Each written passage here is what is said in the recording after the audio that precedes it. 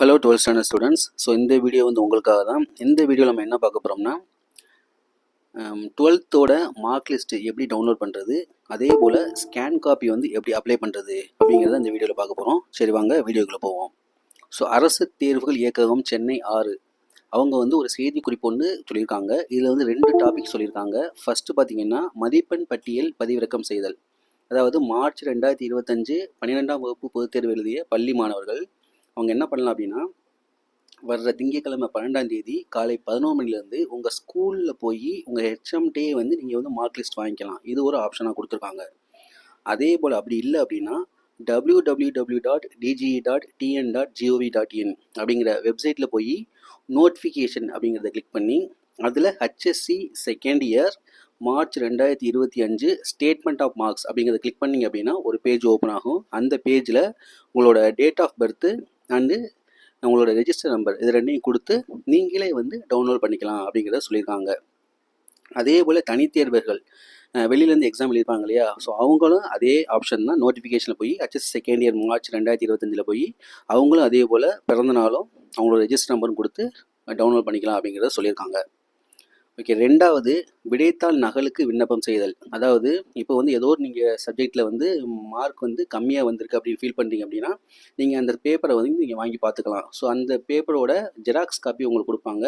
அதுக்கு எப்படி அப்ளை பண்ணுறது அப்படிங்கிறத கொடுத்துருக்காங்க. ஸோ நீங்கள் உங்களுக்கு சப்போஸ் அப்ளை பண்ணணும் அப்படின்னா நீங்கள் பள்ளிக்கூடத்தில் படிக்கிறவங்க என்ன செய்றீங்கன்னா உங்கள் ஸ்கூல்லையே போய் நீங்கள் அப்ளை பண்ணலாம். அப்படி இல்லை வெளியிலேருந்து எக்ஸாம் எழுதினவங்களா இருந்தீங்கன்னா நீங்கள் எந்த எக்ஸாம் சென்டரில் போய் எழுதுனீங்களோ அங்கேருந்து நீங்கள் அப்ளை பண்ணலாம் அப்படிங்கிறத சொல்லியிருக்காங்க.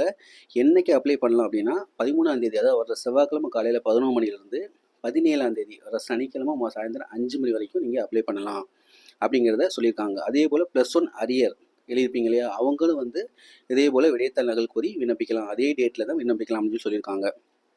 இதில் வந்து ஒவ்வொரு பாடத்துக்கும் ஒரு சப்ஜெக்ட்டுக்கு வந்து 275 ரூபா நீங்கள் வந்து கட்டுற மாதிரி இருக்கும். ஸோ அப்படி கட்டி நீங்கள் வந்து அப்ளை பண்ணிக்கலாம் அப்படிங்கிறத அவங்க சொல்லியிருக்காங்க. ஸோ அந்த கட்டணத்தை வந்து நீங்கள் நீங்கள் படிக்கிற ஸ்கூல்லே வந்து நீங்கள் அவங்க கையில் கொடுத்துட்டா போதும், அவங்களே வந்து பே பண்ணிடுவாங்க அப்படிங்கிறது சொல்லியிருக்காங்க. ஸோ இது பே பண்ணதுக்கப்புறம் உங்களுக்கு வந்து பேப்பர் வந்து உங்களுக்கு ஜெராக்ஸ் காப்பி கொடுத்துருவாங்க. அதுக்கப்புறம் ஸோ விடைத்தாள் நகல் பெற்ற தேர்வர்களுக்கு மட்டுமே பின்னர் மறுக்கூட்டல் அல்லது மறு மதிப்பீட்டுக்கு விண்ணப்பிக்க வாய்ப்பு வழங்கப்படும். யாரெல்லாம் அப்ளை பண்ணி வாங்கியிருக்காங்களோ அவங்களுக்கு மட்டும்தான் ரீடோட்டல் பண்ணுறதுக்கோ அல்லது வந்து ரீவேல்யூஷன் பண்ணுறதுக்கோ வந்து சான்ஸ் கொடுப்பாங்க அப்படிங்கிறத சொல்லியிருக்காங்க. நீங்கள் வந்து அப்ளை பண்ணதுக்கப்புறம் அந்த விடைத்தாள் நகல் இருக்கு இல்லையா, அந்த ஜெராக்ஸ் காப்பி, அதை வந்து நீங்கள் திரும்பி அதே போல் www.dge.tn.gov.in அந்த வெப்சைட்டில் போய் நீங்கள் வந்து டவுன்லோட் பண்ணிக்கலாம். ஸோ அது என்றைக்கு டவுன்லோட் பண்ணலாம் அப்படிங்கிற டேட் வந்து பின்னாடி சொல்லுவாங்க. அதே போல் டவுன்லோட் பண்ணதுக்கப்புறம் சப்போஸ் ஏதாவது மிஸ்டேக் இருந்துச்சுன்னா ரீடோட்டலுக்கோ இல்லை ரீவேல்யூஷனுக்கோ எப்போ அப்ளை பண்ணணும் அப்படிங்கிற டேட்டும் வந்து பின்னாடி சொல்கிறோம் அப்படின்னு சொல்லியிருக்காங்க. ஸோ அதனால் வர 12ஆம் தேதி வந்து மார்க் லிஸ்ட் வந்து நீங்கள் வாங்கிக்கலாம். 13ஆம் தேதியிலேருந்து 17ஆம் தேதி வரைக்கும் நீங்கள் வந்து உங்களோட ஸ்கேன் காப்பிக்கு வந்து அப்ளை பண்ணிக்கலாம். Okay, thank you.